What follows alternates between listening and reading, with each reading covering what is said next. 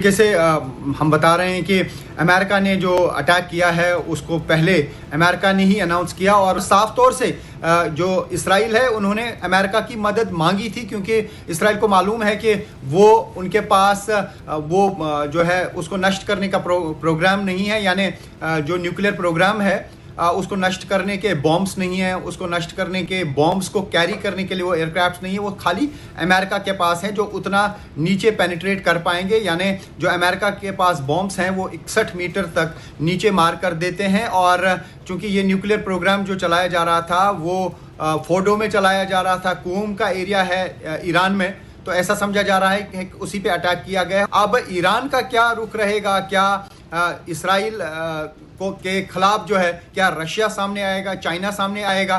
क्योंकि जिस तरीके से ईरान पे हमला किया गया, ईरान ये कहेगा कि वो अपनी रिटाइलेशन पे इसराइल के खिलाफ हमला कर रहा था, क्योंकि इसराइल ने पहले अटैक किया और अब चूंकि अमेरिका सामने आया है तो वो उसे अपनी सॉवरेनिटी पे अटैक समझे जाएगा, समझ लेंगे, तो उसका शायद रिएक्शन हो सकता है। लेकिन अभी टेल अवीव में कोई ऐसी सायरन नहीं बजी जिससे ये अंदाज़ा लगाया जा सके कि ईरान की तरफ से कोई हमला लॉन्च किया गया है। हालांकि जो उनकी तरफ से हाइपरसोनिक मिसाइल्स दागे जा रहे हैं उसको यहाँ पहुँचने में 5-6 मिनट का समय लगता है, लेकिन उससे पहले बताया जा रहा है कि सायरन्स बजती हैं और लोगों को कहा जाता है कि वो सतर्क रहें। क्योंकि जब मैंने भी एंट्री की बाय रोड हमें आना पड़ा, यहाँ पे एयरपोर्ट सारे बंद हैं। जॉर्डन के रास्ते से हम आए, पहले बॉर्डर पे गए, वहाँ पे भी इंस्ट्रक्शंस मिली कि आपको किस तरीके से बचना है। हमसे पूछा गया कि आपको मालूम है कि क्या करना है। हमें ये कहा गया कि अगर कहीं पर भी सायरन होती है, अगर आप रास्ते पे हैं तो वहाँ ही, अगर आसपास कहीं पे बंकर है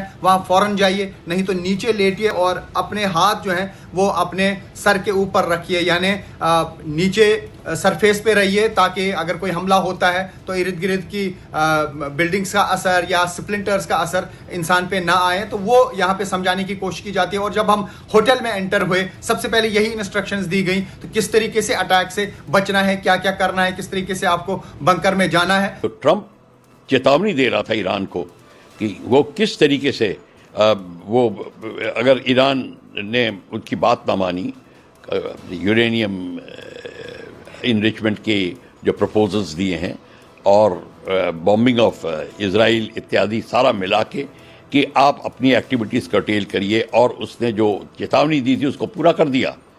उसने अपने 3 जगह पे ननांस्ट, फरदौ और इस्फहान के न्यूक्लियर पावर प्लांट्स के ऊपर उसने अटैक किया और ख़ास बॉम्ब से अटैक किया है।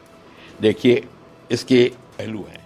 सबसे पहले बड़ा पहलू तो ये है, पहला पहलू कि ईरान को पता चल गया है कि अब अमेरिका सीरियस है, और एक बार अमेरिका ने अपना शिकार ढूंढ लिया, जैसे कि उसने इराक को ढूंढा था और उसके ऊपर अटैक को शुरू किया था। अब चाहे शिकारी जो शिकार की गलती हो या ना हो, शिकारी शिकार करेगा, और ये शिकारी ट्रंप ने अपना काम शुरू कर दिया है, जैसे कि आपने इराक की 2 लड़ाइयों में देखा था। अब ये लड़ाई कहाँ रुकती है वो दूसरी बात है। फिलहाल अटैक करके और डिस्ट्रॉय करके मेरे ख्याल से इतना डिस्ट्रॉय हो गया होगा कि अब वो ठीक होने में बहुत समय लगाएगा। उसको बिल्कुल नाकामयाब करके अभी उसकी फोर्स ने कह दिया है और मैसेज दे दिया ईरान को कि देखिए अभी भी आप लाइन पे आ जाइए, जैसा कि हम कहते हैं। इसके बाद मैं अभी कोई मिलिट्री एक्शन नहीं और कर रहा, पर अगर आपने नहीं किया तो मैं कह नहीं सकता। कहने का मतलब है कि उसने चेतावनी दे दी है।